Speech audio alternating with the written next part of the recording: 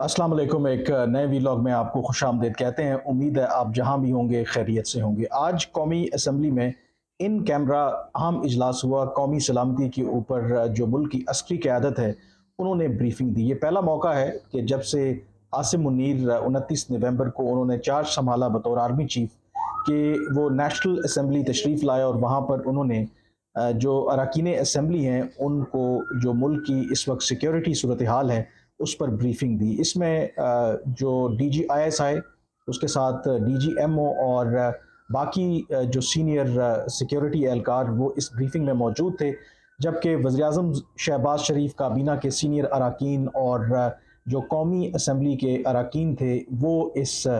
खसूसी आप कह सकते हैं कि जो एहतमाम किया था ब्रीफिंग का उसमें मौजूद थे। अब इस जो इन कैमरा सेशन था, कुछ खबरें तो आपने जो टीवी पर चल रही हैं वो सुनी भी होंगी। 2-3 इसके पहलू हैं और उसको अगर आप डिवाइड करें और उसमें ख़ास करके जो आर्मी चीफ़ ने वहाँ पर इंटरैक्ट किया, जो रिमार्क्स दिए और फिर वहाँ पर जो लॉ मेकर्स थे उनके सवालों का जवाब भी दिया। तो मैं कोशिश करूँगा कि उसको 2 हिस्सों में तक़सीम करूँ। एक का ताल्लुक जो पाकिस्तान की सिक्योरिटी से है और दूसरा जो एस्पेक्ट है वो मुल्क में जो मौजूदा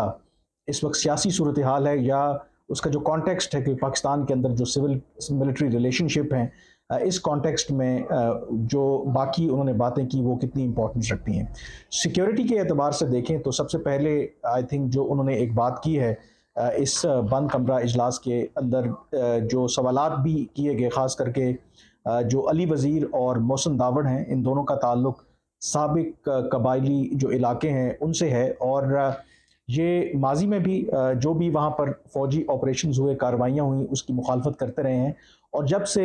ये ख़बरें गर्दिश कर रही हैं कि मौजूदा हालात में जब दहशतगर्दी के वाक़यात में इज़ाफ़ा हो रहा है और जो हाल ही में नेशनल सिक्योरिटी कमेटी का इजलास हुआ था, जिसमें ये इशारा दिया गया था कि शायद जो मुल्क की सियासी और जो अस्करी क़यादत है उन्होंने एक नया मिलिट्री ऑपरेशन लॉन्च करने का फ़ैसला किया है। तो इस तनाज़ुर में ख़ास करके अली वज़ीर और मोहसिन दावड़ जो हैं वो इसकी भरपूर मुखालफत कर रहे थे और ये जो इन कैमरा सेशन हुआ है, इससे एक दिन पहले जो कौमी असम्बली का इजलास था तो उसमें उन्होंने खुलकर अपनी रिजर्वेशन का इजहार भी किया, जिस पर वज़ीर-ए-आज़म शहबाज शरीफ ने और स्पीकर कौमी असम्बली ने उन्होंने कहा था कि इन तमाम जो सवालात हैं उनके जवाब आपको मिलेंगे जो इन कैमरा सेशन होगा। तो एक सिक्योरिटी के हवाले से ये क्लैरिटी अब वजाहत सामने आई है army chief general Asim Munir की तरफ से कि कोई नया ऑपरेशन नहीं हो रहा। इनफैक्ट कि जो स्टेट ऑफ पाकिस्तान या गवर्नमेंट की जो पॉलिसी है, ऑन गोइंग जो कैंपेन है दहशत गर्दी के ख़िलाफ़, उसी को कंटिन्यू किया जा रहा है।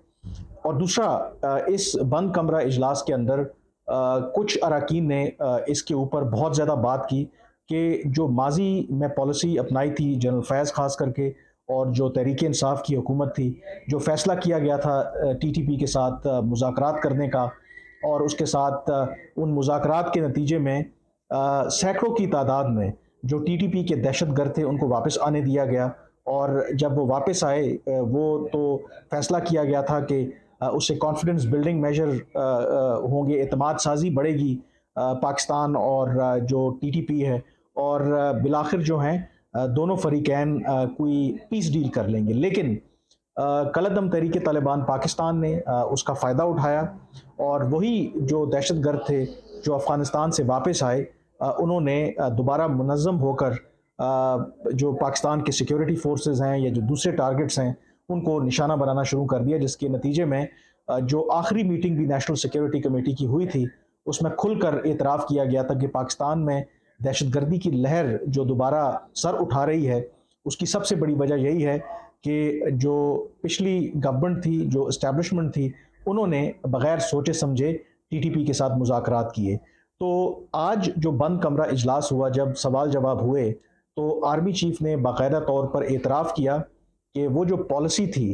वो गलती थी, वो मिस्टेक थी, वो ब्लंडर था जो TTP के साथ मुज़ाकरात करने की। और उन्होंने कहा कि जो दहशतगर्द हैं उनको जो पाकिस्तान की रिट है उसको हर सूरत मानना पड़ेगा, यानी कि उनके साथ किसी किस्म का कोई समझौता नहीं होगा। تو یہ ایک سگنیفیکنٹ ڈیولپمنٹ ہے، اور وہاں پر مطالبہ بھی کیا گیا خاص کر کے کچھ اراکین کی طرف سے کہ جو لوگ اس کے ذمہ دار ہیں پاکستان میں دوبارہ دہشت گردی جو سر اٹھا رہی ہے، اور جن لوگوں نے واپس آنے دیا دہشت گردوں کو ٹی ٹی پی کے، ان سے پوچھ گچھ ہونی چاہیے، ان کا احتساب ہونا چاہیے، اور خاص کر کے وہاں پر جنرل فیض کا بھی تذکرہ ہوا، لیکن اس حوالے سے کوئی واضح جو ایٹ لیسٹ رسپانس سامنے نہیں آیا، دو کہ میں نے کوشش کی کہ ہوتا ہے کیونکہ ان کیمرہ اجلاس ہے تو بہت سی ایسی تفصیلات منظر عام پر بھی نہیں آ رہی، تو میری کوشش تو ہے کہ ظاہر ہے کہ کچھ اور لوگوں سے بات ہو تو ایک پوری پکچر بنے، لیکن وہاں پر کافی غم و غصہ تھا، اور اسی وجہ سے جو جنرل عاصم منیر ہیں انہوں نے کھل کر اس کا اعتراف کیا کہ وہ غلطی تھی جو ٹی ٹی پی کے ساتھ مذاکرات کیے گئے، اور جو باقی اراکین تھے ان کا یہی خیال تھا کہ ان لائک پاسٹ جو جنرل عاصم منیر ہیں ایز فار ایز جو نیشنل سیکیورٹی ہو یا جو ٹی ٹی پی کے ساتھ کس طریقے سے اس کو ٹیکل کرنا ہے، تو ایک لحاظ سے وہ بڑے کلیئر تھے۔ تو ایک تو یہ بات، اب دوسرا جو ایسپیکٹ ہے آپ کو پتہ ہے کہ سیاسی اس کا بھی ایسپیکٹ ہے، سیاسی اس طرح سے کہ ایک ایسے موقع پر یہ ان کیمرہ بریفنگ کا اہتمام کیا گیا جب پارلیمنٹ، جب حکومت اور سپریم کورٹ کے درمیان ایک لڑائی ہے، ایک تصادم ہے، کیونکہ سپریم کورٹ نے یہ حکم دے رکھا ہے باوجود اس کے کہ جو وفاقی حکومت ہے وہ پنجاب اور کے پی کے اندر ابھی انتخابات نہیں کروانا چاہتی، اور اس کے لیے انہوں نے الیکشن کمیشن کو فنڈز بھی ریلیز نہیں کیے، نہ ہی جو مین پاور چاہیے الیکشن کمیشن کو وہ پرووائڈ کی، جس کے بعد آج اگر آپ دیکھیں تو سپریم کورٹ نے جو 3 رکنی بینچ ہے چیف جسٹس کی سربراہی میں، چیمبر کے اندر انہوں نے پروسیڈنگز کی، ایکٹنگ اسٹیٹ بینک کے جو گورنر ہیں وہ موجود تھے، جو وزارت خزانہ کے اعلیٰ حکام ہیں وہ موجود تھے، اور ان کو حکم دیا ہے کہ وہ 17 اپریل تک 21 ارب روپے الیکشن کمیشن کو دیں۔ اور اس تناظر میں اس سے پہلے بھی جو چیف جسٹس کے اختیارات کو ریگولیٹ کرنے کی بات ہوئی تھی، ایک قانون پارلیمنٹ نے پاس کیا تھا جو اب پریزیڈنٹ کے پاس ہے، جو 8 دن کے بعد قانون تو بن جائے گا، لیکن اس کے اوپر بھی سٹے دے دیا ہے سپریم کورٹ کے 8 رکنی اس متنازع لارجر بینچ نے، جس کے بارے میں کہا جاتا ہے کہ وہ ایک ہم خیال بینچ ہے۔ تو اس تناظر میں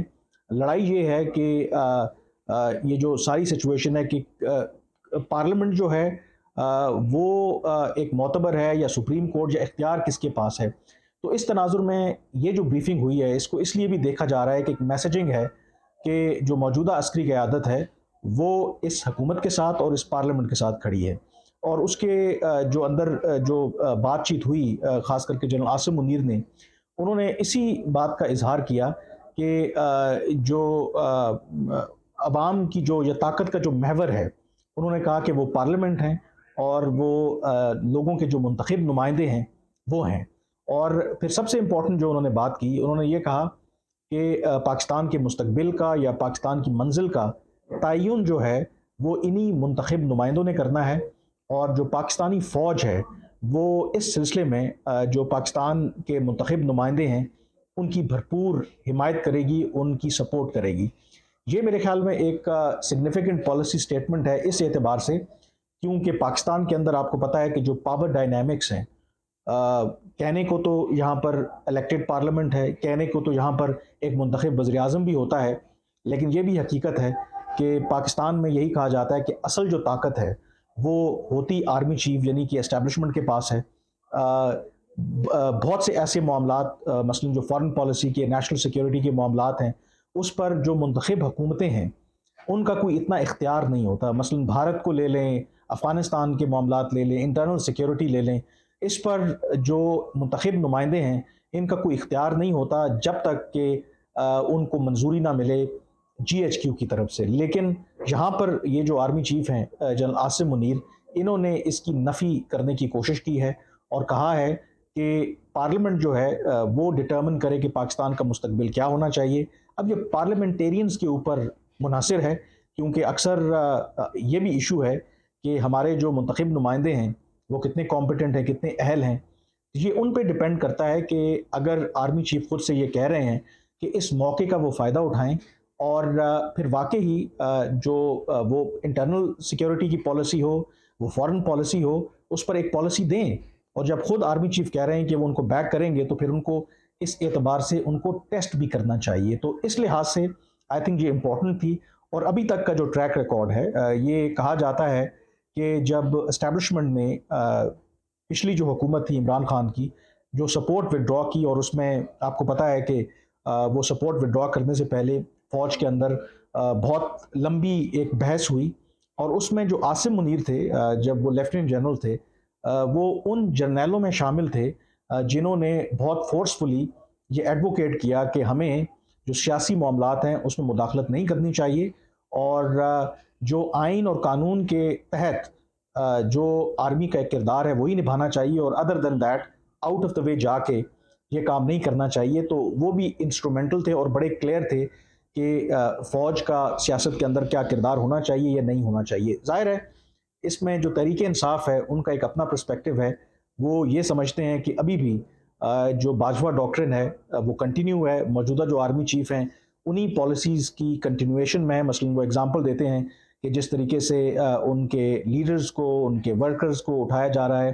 ان کے خلاف مبینہ طور پر جھوٹے کیسز بنائے جا رہے ہیں، تو اس کے پیچھے موجودہ اسٹیبلشمنٹ کا ہاتھ ہے۔ تو ظاہر ہے کہ یہ ایک ڈیبیٹیبل پوائنٹ ہے کہ کیا واقعی فوج نے انڈر جنرل عاصم منیر اپنے آپ کو ڈی ٹیچ کیا یا نہیں کیا، لیکن کچھ چیزیں ضرور ہوئی ہیں۔ مثلا کل آپ نے دیکھا ہوگا کہ کچھ جو ریٹائرڈ فوجی افسران ہیں انہوں نے ایک پریس کانفرنس کی جس میں بظاہر وہ گلہ کر رہے تھے کہ آپ کو پتہ ہے کہ ماضی کی طرح جب بھی کوئی نیا آرمی چیف آتا ہے تو جو ان کے ریٹائرڈ افسران ہیں ان کے ساتھ آرمی چیف کا انٹریکشن رہتا ہے، وہ ان کو بلاتے ہیں، ان کی جو ایڈوائس ہے وہ سنتے ہیں، اس پر عمل کریں یا نہ کریں وہ الگ بات ہے۔ لیکن جو موجودہ آرمی چیف ہیں، کچھ جو یہ ریٹائرڈ افسران ہیں، ایز یوزول ماضی کی طرح ان لوگوں نے ان سے ملنے کی کوشش کی کہ اپنا وہ کوئی ان کو ایڈوائز کریں، اور وہ جو ریٹائرڈ فوجی افسران ہیں انہوں نے اعتراف کیا کہ انہوں نے ان کو خط بھی لکھا تھا موجودہ جو سچویشن ہے اس تناظر میں، لیکن جی ایچ کیو کی طرف سے ہمیں کوئی جواب نہیں آیا، نہ ہی جو آرمی چیف ہیں وہ ہمیں ملے ہیں۔ انفیکٹ انہوں نے یہ بھی کہا کہ ایک تقریب میں کچھ ریٹائرڈ جو جرنیل تھے وہ آرمی چیف سے ملے اور ملک کی جو موجودہ صورتحال ہے وہ ڈسکس کی انہوں نے آرمی چیف کے ساتھ، لیکن آرمی چیف نے انہوں نے آگے سے یہ جواب دیا، ان کو یہ کہا کہ شاید آپ کو پتہ نہیں ہے کہ یہ جو پاکستان فوج ہے یہ اب ایک نئی فوج ہے۔ تو اس کا مطلب ہے وہ کہنے کی یہ بات کر رہے تھے کہ ماضی کی طرح اب اس طریقے سے یہ دلچسپی نہیں رکھتی کہ جہاں پر ان کا اختیار نہیں ہے تو وہاں پر اپنے اختیار کو استعمال کرے۔ اسی طرح سے یہ بھی مجھے پتہ ہے کہ پاکستان میں ایز یوزول جب بھی کوئی نیا آرمی چیف آتا ہے تو ہمارے ہاں ایک ایسے لوگ موجود ہیں، وہ صحافی بھی ہیں، وہ معیشت دان بھی ہیں، وہ ٹیکنوکریٹس بھی ہیں، جو اپنا سودا بیچنے کی کوشش کرتے ہیں، جو آرمی چیف سے ملاقاتیں بھی کرتے رہے ہیں ماضی میں اور ان کو اپنا سودا بیچنے کی کوشش کرتے ہیں۔ لیکن یہ جو آرمی چیف ہیں ان سے کئی اکانومسٹ جو ماضی میں اسٹیبلشمنٹ کے ساتھ ان کا بڑا کلوزلی لنک رہا، ملنے کی کوشش کی، لیکن میری اطلاع تو یہی ہے کہ وہاں سے ان کو رسپانس نہیں آیا۔ اور نہ رسپانس آنے کی وجہ کیا ہے کہ جو عاصم منیر ہیں وہ اپنے آپ کو ڈسٹنس کرنا چاہتے ہیں، جو بھی اس وقت پولیٹیکل سچویشن ہے وہ اپنے آپ کو لو پروفائل رکھنا چاہتے ہیں، اور وہ چاہتے ہیں کہ جو سیاسی معاملات ہیں وہ جو الیکٹڈ گورنمنٹ ہے اور جو سیاسی حکومت ہے بہتر ہے کہ وہی طے کرے۔ اور آج کا جو بند کمرہ اجلاس تھا اس کے اندر جو انہوں نے اپنے خیالات کا اظہار کیا تو اس میں انہوں نے ایسی چیز کے اوپر ایمفیسائز کیا کہ اگر ملک کے اس وقت جو بھی مسائل ہیں ان مسائل کو حل کرنا اور پاکستان کے مستقبل کا تعین کرنا یہ پاکستان کی پارلیمنٹ اور منتخب نمائندوں کا کام ہے۔ اب یہ باتیں کہنے کی حد تک تو بہت زبردست ہیں، اس پر ان ریالٹی کتنا عمل ہوتا ہے یہ آنے والا وقت ہی بتائے گا۔ آج کے وی لاگ سے اتنا ہی، مجھے اجازت دیجیے، اللہ حافظ۔